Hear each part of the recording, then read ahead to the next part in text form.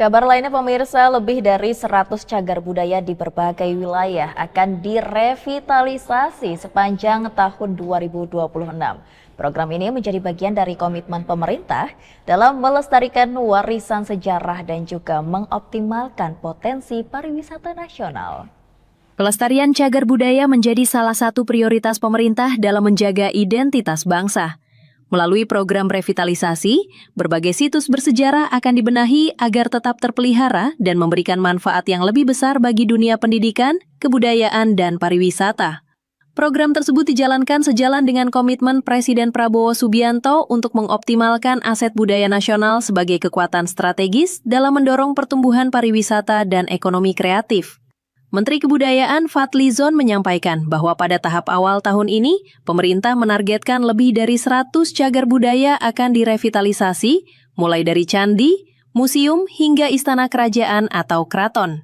Pelaksanaannya dilakukan secara bertahap melalui kerjasama dengan berbagai kementerian dan lembaga yang mengelola kawasan cagar budaya.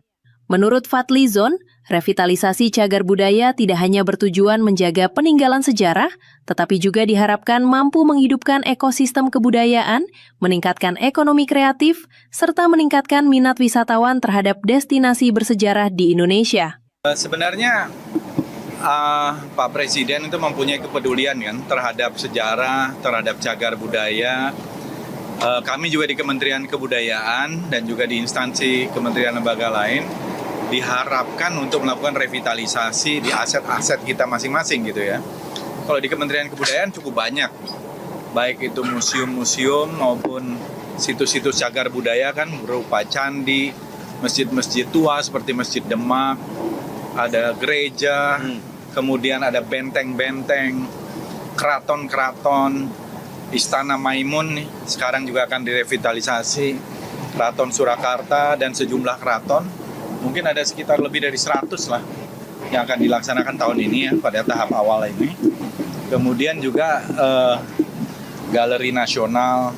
Jadi ini merupakan komitmen dari Presiden agar aset-aset budaya ini merupakan jejak budaya dan peradaban kita gitu. Nah, sehingga nanti ujungnya pengunjung juga akan banyak, ekosistemnya tumbuh, ekosistem budaya menjadi ekonomi budaya, ekonomi kreatifnya tumbuh, pariwisata juga. Sekarang ini kan selain wisata alam, wisata budaya itu cukup tinggi peminatnya. Tingginya antusiasme masyarakat terhadap wisata sejarah terlihat dari habis terjualnya 20.000 unit museum pasport yang diterbitkan Kementerian Kebudayaan dalam waktu singkat. Fenomena ini menunjukkan minat generasi muda terhadap objek dan koleksi bersejarah terus meningkat. Fadlizon menilai, Gen Z kini mulai menyukai material culture atau objek yang memiliki bentuk fisik dan nilai sejarah. Menurutnya, kecenderungan tersebut menjadi peluang besar untuk mendorong pelestarian warisan budaya sekaligus mengembangkan pariwisata berbasis sejarah di Indonesia. Tim Liputan, Eljon Media melaporkan.